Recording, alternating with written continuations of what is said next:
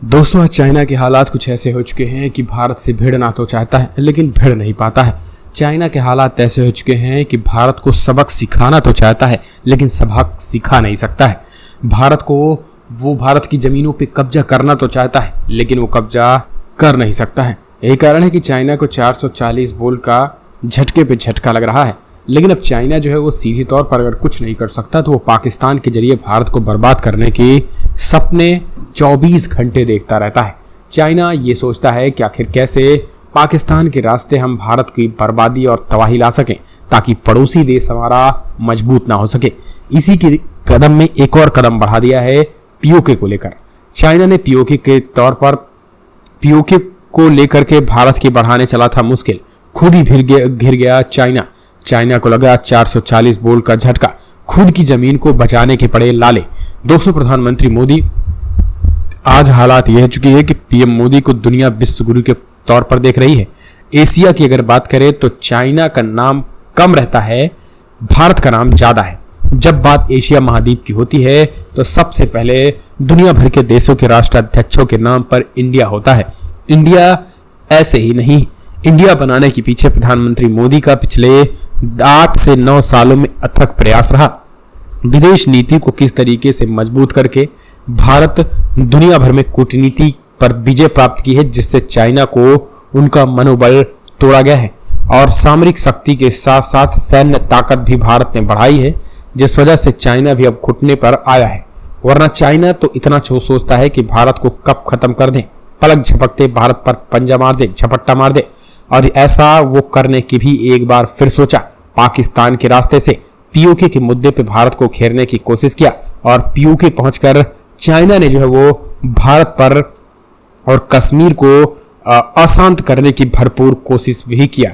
अभी हाल ही में एक खबर निकल के आई जहां पीओके के जरिए चाइना ने बड़े पैमाने पर अपने चाइनीज हथियारों को भारत में भेजा था, लेकिन पीओके पर वो दांव उल्टा पड़ गया है। ऐसा क्यों? ऐसा इसलिए क्योंकि अभी हाल ही में पीएम मोदी दुनिया के 2 देशों का दौरा किया। पीएम मोदी वैसे अमूमन जिस भी देश में जाते हैं, आतंकवाद का मुद्दा और जम्मू कश्मीर, भारत खास करके, ये तमाम कुछ चीजें, मुद्दे जो चाइना से रिलेटेड जो डिस्प्यूटेड है, वो सारे मुद्दे जो है अमूमन सभी राष्ट्राध्यक्षों के सामने एक तरीके से रखते हैं कि इसमें जो है वो कहीं ना कहीं हमारी कोई गलती नहीं। अगर भविष्य में कोई चीजें होती हैं तो ये समझिए। वैसे ये भारत का आंतरिक और 2 देशों का मामला, ऐसे में जो है इसमें 2 देशों के मामले होने की वजह से प्रधानमंत्री मोदी थोड़ी चीजें जो है वो कुछ और देशों के राष्ट्राध्यक्षों के सामने चर्चा कर देते हैं। उसी में एक चर्चा है पीओके। हाल ही में भी फ्रांस के दौरे पर गए पीएम मोदी ने पीओके मुद्दे को उछाल दिया। 2 दिन के दौरे पर वहां भी उन्होंने पीओके मुद्दे को उछाला और साफ साफ कहा पीओके भारत का हिस्सा है। इसके लिए सभी बड़े देशों को भारत के पक्ष में वोटिंग करना चाहिए।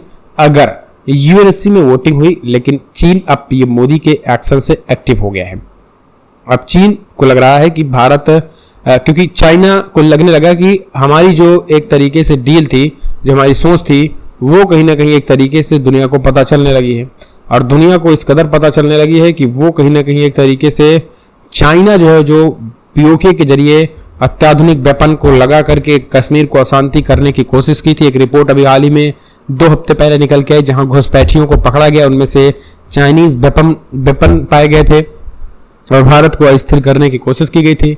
लेकिन उनको तगड़ा झटका तब लग गया जब प्रधानमंत्री मोदी स्वयं यूएनएससी को लेकर बड़ा बयान दिया। फ्रांस पहुंचे पीएम मोदी ने यूएनएससी को लेकर यूएनएससी में बड़ा बयान दिया और पीओके के मुद्दे को भी उठाया, खास करके भारत के समर्थन में बात कही और भारत को वीटो पावर लेने तक की भी बात कही। भारत तक कहा कि आज समय आ चुका है कि दुनिया भर के देशों को जो है वो इस बात को एनालिसिस करना चाहिए यूएनएससी को कि क्या उनकी आज अस्तित्व यूएनएससी की प्रासंगिकता बचाए रखने की है।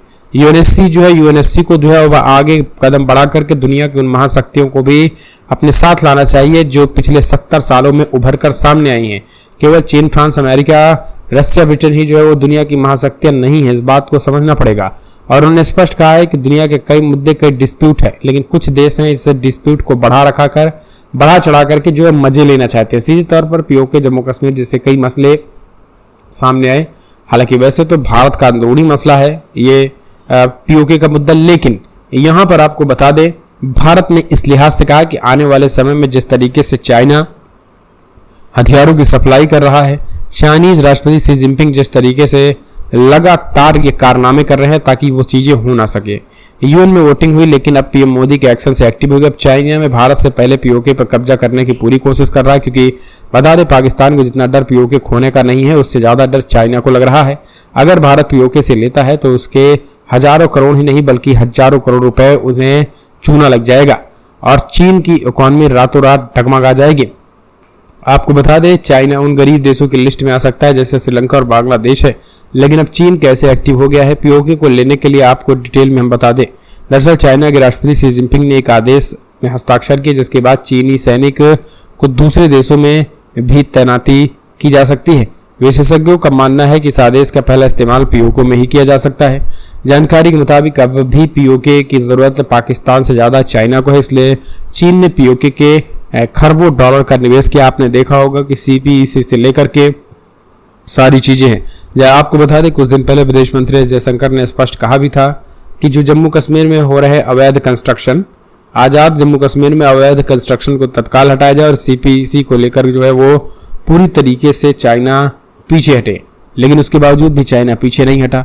लेकिन अब खबर निकल के आई है कि बलूचों ने और वहां के लोगों ने जो है वो आंदोलनकारियों ने चीन के खिलाफ विद्रोह कर दिया है।